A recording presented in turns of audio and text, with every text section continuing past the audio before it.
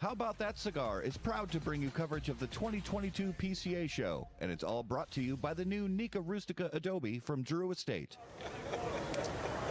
How About That Cigar, PCA 2022, day number 3 at the end of the day with Skip Martin from RoMa Craft. My first and only interview. Is it really? Yeah. I'm trying to de-soccer my entire lifestyle.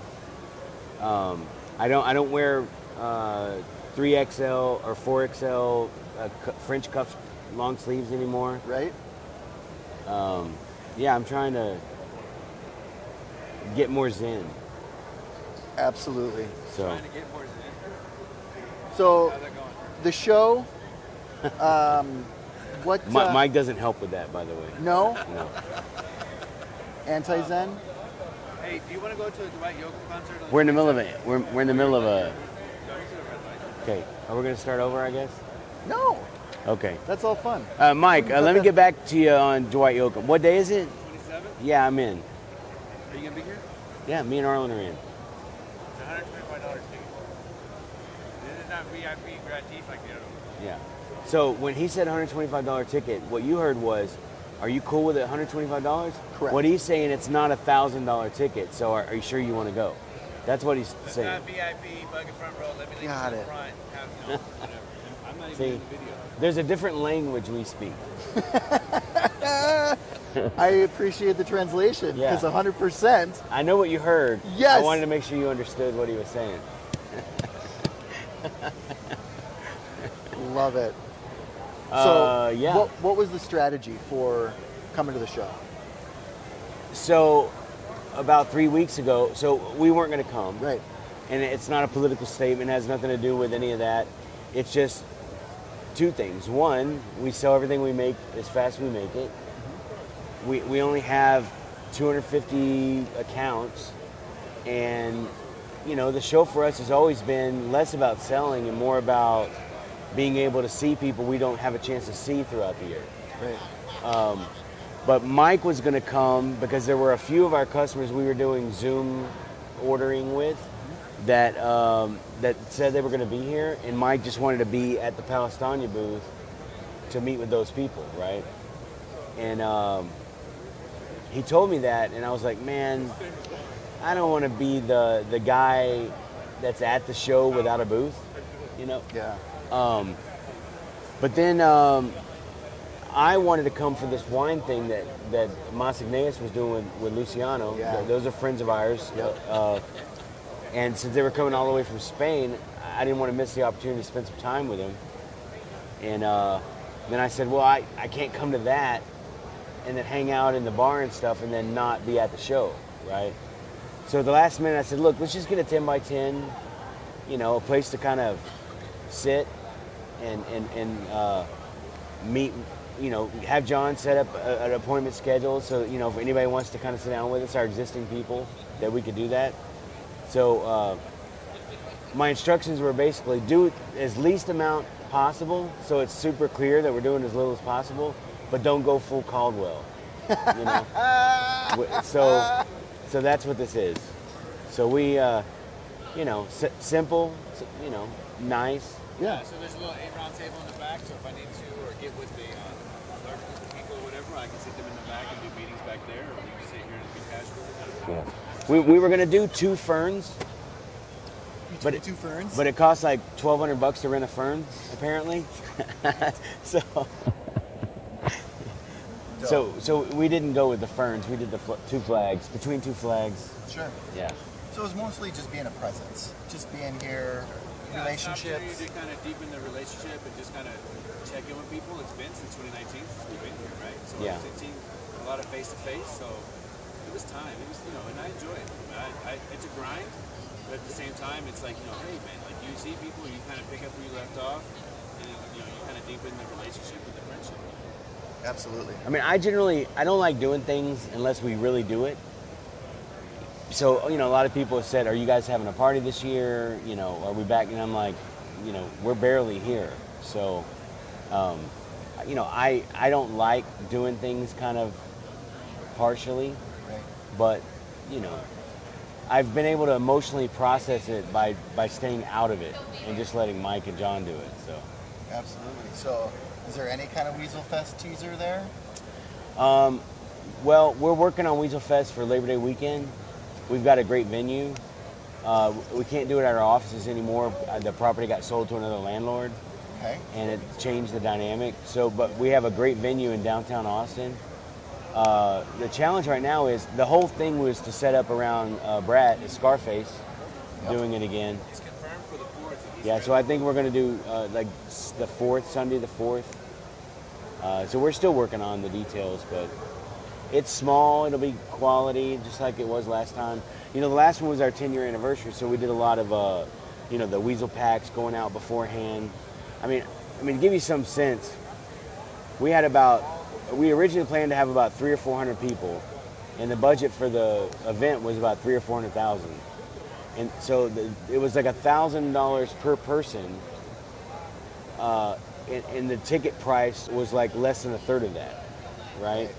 So it was never about making money or whatever. It was kind of like a customer appreciation you know.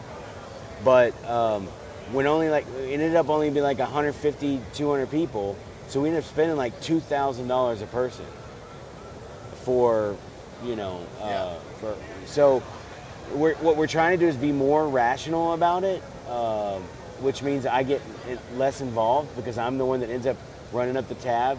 Well, we're just trying to dial it in. Yeah, we're trying to dial it in. Dial it in. And, you know, so really, you know, Same level of quality, but smaller. Right. Yeah. So Style Switch Barbecue will be there. They're on board. We got Garrison Brother Brewery. They're on board. We're working on Old Forester.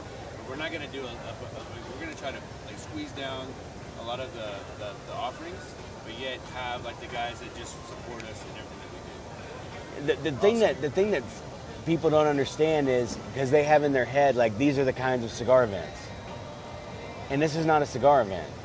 It's a party. Cigars are kind of like a side thing. We're not really selling them. We're not really. It's really just let's all get together.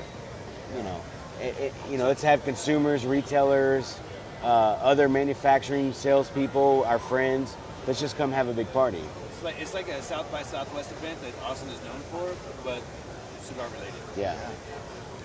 Awesome. So now that people have been to one, they're like, holy shit, this is the best. And then, so we just kind of keep it at that level, but just kind of keep it small. Absolutely. Anything you guys talking about for future releases, stuff like that? I know that you're constantly posting about stuff you're working on. You know, Yeah. you're always in the lab, you know, doing stuff. But Yeah. what's that next thing that's probably going to make it to market? If it ever gets finished, the King Quaternario is our big thing for this year. It's my 50th birthday. In 4 years, it'll be Mike's 50th birthday. We'll do it again. So I've been working with Ernie. Mike and I have taken trips down there.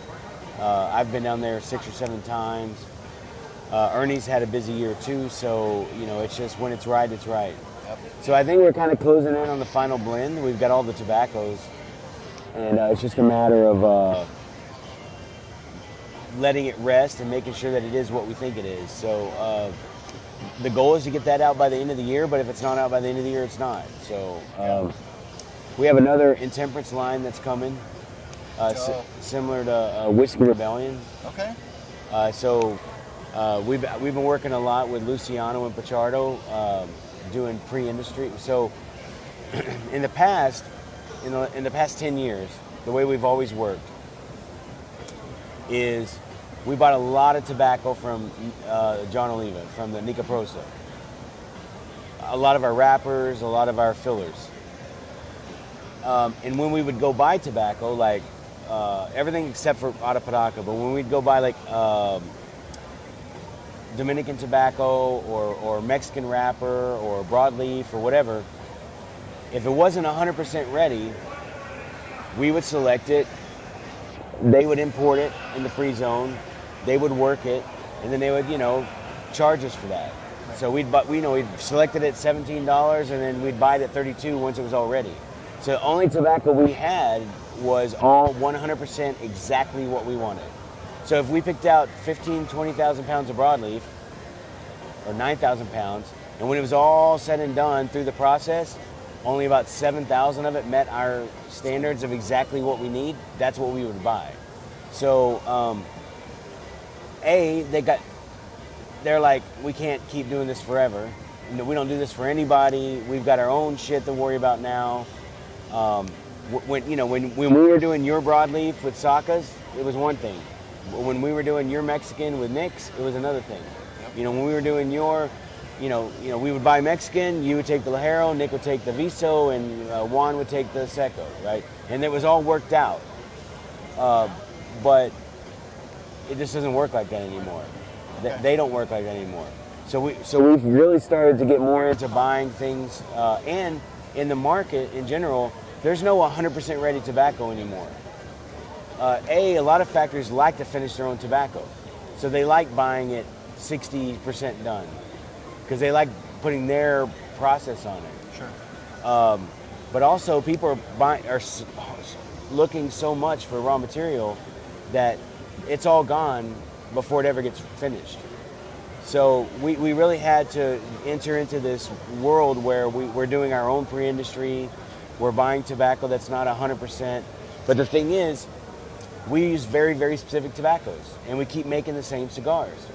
So, but Pachardo and Luciano and Carlos Sanchez and a few of our friends, they eat other parts of the buffalo, right? So we're doing this kind of, all of these little small factories are getting together like in a little collective to create our own little free zone, which primarily is focused on buying things that we're going to use, but also that can generate a little bit of sales to other small factories that need the service that we used for 10 years from Nica Prosa, because they're like Art Garcia, he buys 250 pounds of wrapper or 300 pounds of wrapper. Nobody's going to sell him that. Right. But if we know he wants that on a regular basis, it's easy for us to carve that off and make a little money, subsidize Sumatra. And how do you guys really come to work together on a particular blend? Well, I think, really there's always a vision that kind of has to be kind of mapped out, right? And the vision is, at the end of it, it's really, when you know it's right, it's right. Like, it's not, again, a lot of people approach, like, what's really good for mass market, like, where we look at it and go, like, what would we smoke again and again and again? Yeah. You know what I mean? and what can we make again and again and again? And of those components, right? And so when you, again, it always comes down to like a mathematical equation against like what you like, right? And there are some things that again, like when we launched Neanderthal, I was like, bro, like I don't know how this is gonna go, right? And we knocked it out of the park, and it's one of the highest grossing selling full-bodied cigars in the market, right? So listen, at the end of the day, I mean, Skip's spent a lot of time down there. I have a lot of faith in what he's doing, and I think I just got to be able to find the right market and the right people to sell it to. So it's easy. Just tee it up for me, and I'll knock it out. So. Well, I'm so glad to see you guys here at the show. I know it means the world to a lot of people in the industry. You are you're just rock stars, and I know you, and I know that you're humble about it. And you're grateful to be here and to be a part of this industry, and we just appreciate you and what you do. Yeah, man. Really do. Thank you. I appreciate the time a lot. Anytime, Yeah, of course. Appreciate the time a lot. So, thank you, Skip. Yeah. Oh, we're not going to do a Numero de los Muertos? Yeah. You want to do one real quick? Let's do one. All right, we got like 3 minutes. Okay. Before we run out of memory space. Okay. All right, so. Autorock asphyxiation.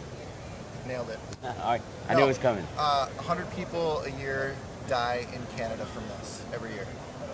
In Canada. Ooh.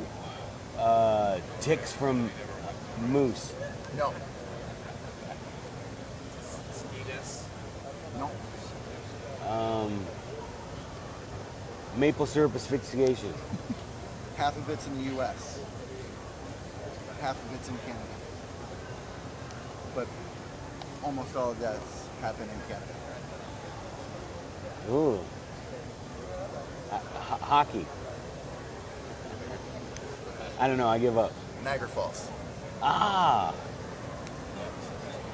I think I gave you that. I answered a different. You might have. I think I did give you that. Yeah. I should have known that one. Fuck. It's all good. Going over in a barrel in Niagara Falls. Or just going over. It was on the McTavish episode. Yes. Yeah.